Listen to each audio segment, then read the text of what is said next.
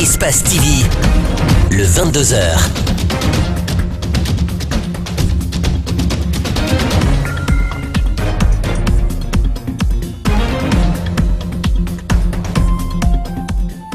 Bonsoir à tous, bienvenue à ce 22h. Tout d'abord, les titres. L'orientation des bacheliers cette année diversement appréciée dans les universités privées. L'heure est au préparatif de la rentrée universitaire. Les opérations d'inscription connaissent un certain engouement. À suivre le constat dans ce 22h. Le syndicat libre des enseignants et chercheurs de Guinée dénonce l'appropriation de la fête de l'enseignant par le gouvernement guinéen et dénonce la mise à l'écart de leurs revendications. Et puis enfin, l'opposition russe dans la rue à l'appel de l'opposant Alexei Navalny, emprisonné pour protester contre la corruption qui mine la gouvernance de Vladimir Poutine. Merci de nous rejoindre sur Espace TV. Les nouveaux étudiants connaissent désormais leur sort. Certains ont été orientés dans des filières qui ne sont pas leur choix. D'autres se sont retrouvés dans des écoles professionnelles. Mais quel est le constat face à cette situation dans des universités privées? Élément de réponse dans ce reportage signé Mariam Fodé Camara, Yacouba Traoré. Le gouvernement guinéen, à travers le ministère de l'Enseignement supérieur et de la Recherche scientifique, a décidé cette année de ne pas orienter les nouveaux étudiants dans les institutions d'enseignement supérieur privées. Selon le département, il y a suffisamment de places cette année dans les universités publiques pour pouvoir accueillir les 23 656 admis au baccalauréat unique. Certains étudiants ont été orientés dans les filières qu'ils n'ont jamais choisies. Une situation qui n'est pas sans conséquence selon ces responsables d'universités privées de la place.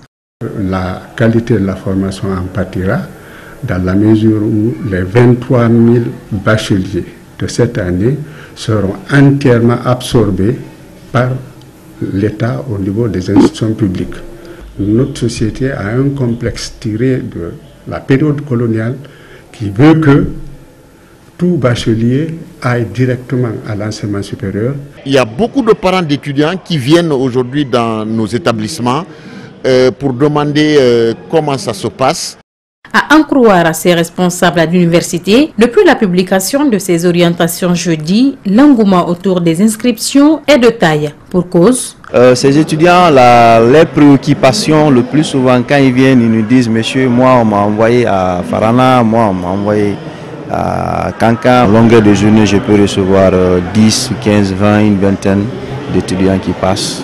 Et demander ces fiches-là pour qu'ils viennent s'inscrire. Hier déjà, on a reçu beaucoup d'étudiants qui sont venus pour prendre nos fiches de renseignement.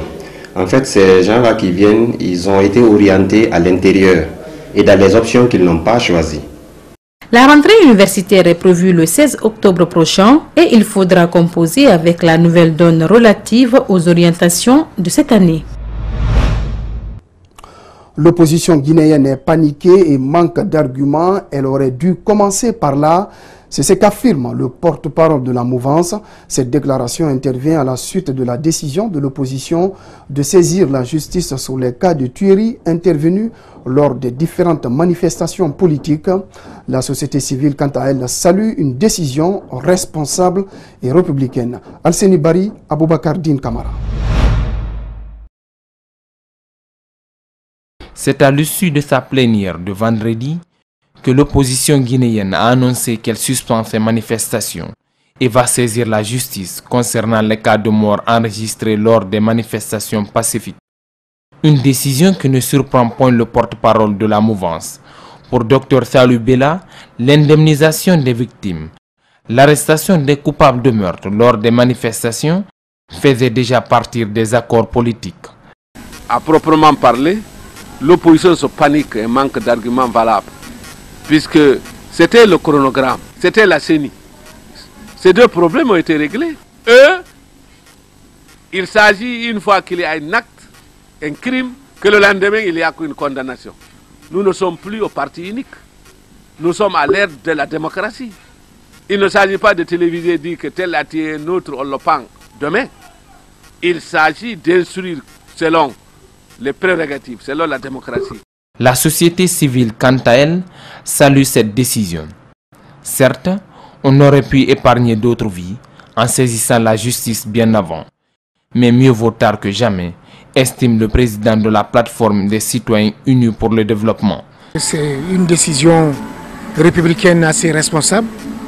Ça permet à l'opposition de pouvoir mettre à l'épreuve les institutions judiciaires compétentes pour examiner ces cas, ces différents cas de perte en vie humaine.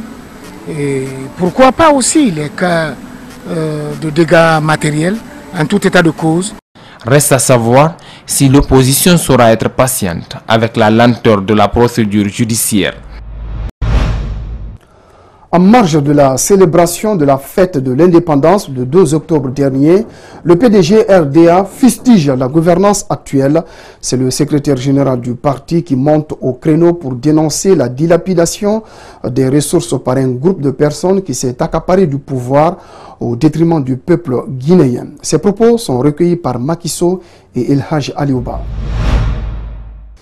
Il y a 0,5% de la population guinéenne qui aujourd'hui se répartit les revenus de la nation. Les autres croupissent dans la misère et ne reçoivent que des subsides par des méthodes non orthodoxes de répartition des revenus. Vous entendrez sacrifice par là, vous entendrez ceci par là, ah, tel a créé une mosquée ici, tel a construit... Toutes choses qui sont impossibles pour un fonctionnaire normal guinéen. Qui plus est, pour ce qu'on appelle des opérateurs économiques, parce que ces opérateurs économiques, nous sommes d'accord que le secteur privé soit privilégié, que le secteur privé soit développé. Avant d'être privilégié, faut-il qu'il se développe. Mais le secteur privé qui dépend de l'État, des contrats que donne l'État, des favoritismes qu'il y a pour l'oncle, le cousin, l'ami, la petite amie et tout ça, non. Cela est une vision erronée du développement, cela est une vision erronée du partage de la chose publique.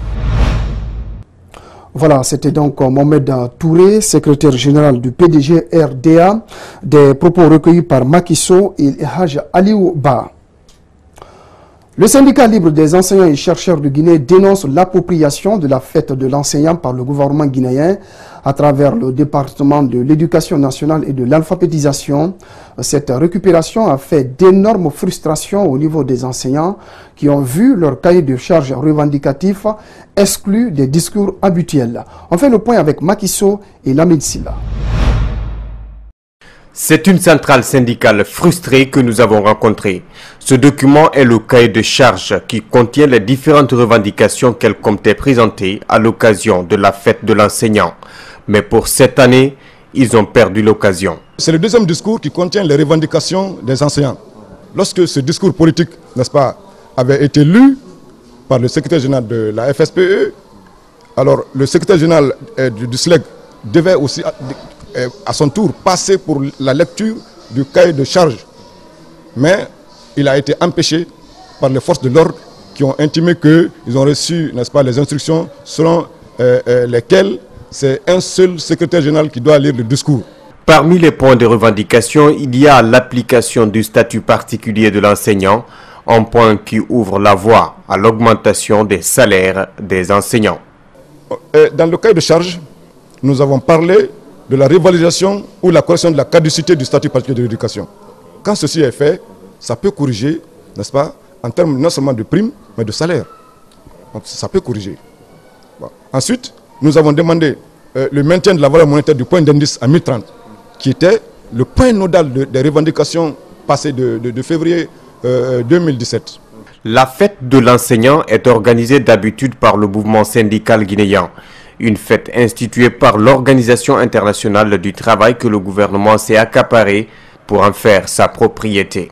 Le gouvernement, n'est-ce pas, s'est approprié de cette organisation au lieu de mettre les dispositions, au lieu de mettre les moyens à la disposition de l'intersyndicat de l'éducation. Plutôt, ils se sont adjugés la paternité d'organiser ces festivités. Il convient de rappeler que le point d'indice salarial est au centre des négociations entre le gouvernement et les centrales syndicales CNTG, USTG qui peinent à trouver un accord. L'initiative pour la transparence dans les industries extractives en Guinée, ITE, est en mission de dissémination dans les zones minières du pays. Des villes comme Fria, Bofa ou encore Kindia ont reçu cette mission d'information. Objectif à faire comprendre aux populations les différents rapports produits par l'institution en faveur des communautés impactées par l'exploitation minière. Malik Sandiana Kamara, Abou Korea Kourma. Pour des questions de transparence, informer les communautés impactées par l'exploitation minière sur des montants qu'elles doivent bénéficier pour un développement durable, l'ITE débute sa mission par la préfecture de Fria. La chose publique est sacrée et nous sommes des missionnaires de l'État. Alors, tout ce que nous recevons, la population doit être informée. Tout ce que les partenaires mettent à notre disposition, la population doit être informée parce que tout ce que nous faisons, c'est dans l'intérêt supérieur de la population. Les rapports de 2013, 2014, 2015 sont présentés par la Commission en présence des représentants de la société civile, des autorités préfectorales et communales, suivis d'un débat pour une meilleure compréhension. J'étais très satisfait de la présentation, ça a été bien présenté. Et je pense que si on suit ce service, on s'en sortira. Bofa, une zone minière, reçoit aussi la mission, puis Kindia pour les mêmes objectifs. Le bien fondé de cette dissémination, c'est pour informer la population, surtout des zones impactées par l'activité minière, quels sont les paiements qui ont été effectués tant au niveau central que local. Pour que, en fin de compte, à partir de l'information, il y ait des plateformes de dialogue, des débats qui puissent orienter ces revenus qui doivent servir au développement et à la prospérité de tous les citoyens de la Guinée. Notre partition serait d'abord de démultiplier les informations que nous venons de recevoir, mais aussi de faire un suivi constant, n'est-ce pas, des montants qui sont payés au niveau de nos collectivités locales pour que tous ceux qui sont là, c'est-à-dire la population et surtout les jeunes, soient informés d'une manière claire et précise. Au niveau de nos collectivités, les compréhensions sont multiples et qui créent certaines diversités quant aux attitudes à adopter par les différents acteurs. Donc nous gardons le secret espoir qu'avec cette mission, la mission que réalisent les responsables de l'ITE, nous allons être outillés les uns et les autres pour que chacun sache à quoi s'en tenir. La méconnaissance des textes de loi par les communautés est souvent l'une des causes des remous sociaux contre les entreprises minières. Avec ces échanges d'informations, ceci peut aider aussi à renforcer le climat de paix, le climat de quiétude. Ça va éviter les rumeurs et ça va nous conduire dans la paix, la quiétude sociale. Dans le cadre de la desserte en eau potable pour les citoyens de la capitale, la Société des eaux de Guinée a inauguré ce samedi la nouvelle conduite principale de 1100 mm entre Antag et Sangoya. Le projet est financé par le Japon à travers l'Agence japonaise de la coopération internationale à hauteur de 12 millions de dollars. Reportage à Mamadou Kalisso, Ibrahim Souma. La réhabilitation des tuyaux entre Anta et Sangoya a duré près de 9 mois. Aujourd'hui, certains quartiers de Ratoma qui n'avaient plus d'eau depuis une dizaine d'années bénéficient de cette denrée vitale. Ce sont entre autres Koloma, Simbaya, Wanindara, Koza, Petit Simbaya, Hamdallah, etc. qui étaient restés sans eau depuis plus de 10 ans en ont eu le service public de distribution d'eau potable rétabli. Ce qui signifie que l'objectif ciblé par le projet a été largement atteint. Selon le ministre de l'Hydraulique, la réalisation de ce projet est une aubaine pour son département, puisque certains cadres ont été formés pour entretenir la conduite. C'est tous les citoyens de Conakry qui en bénéficient, poursuit-il. Environ 40 000 mètres cubes d'eau aujourd'hui sont à la disposition des populations de Conakry. Ce n'est pas seulement ceux qui sont en hauteur. La conduite que nous inaugurons aujourd'hui est une conduite maîtresse de transport d'eau pour la ville de Conakry. Donc c'est toutes les communes de la ville de Conakry qui bénéficient aujourd'hui d'une amélioration dans la desserte en eau potable. Le président de la délégation spéciale de Ratoma a, dans son discours, remercié les Japonais. Il les a également invités de continuer à accompagner les initiatives visant à permettre l'accès facile de l'eau aux populations. Voilà la fin de ce journal. Merci aux téléspectateurs qui nous suivent à Kankalabé, notamment à Djindji. Ce journal est à retrouver sur notre site espacetvguinée.info. Excellente soirée à tous.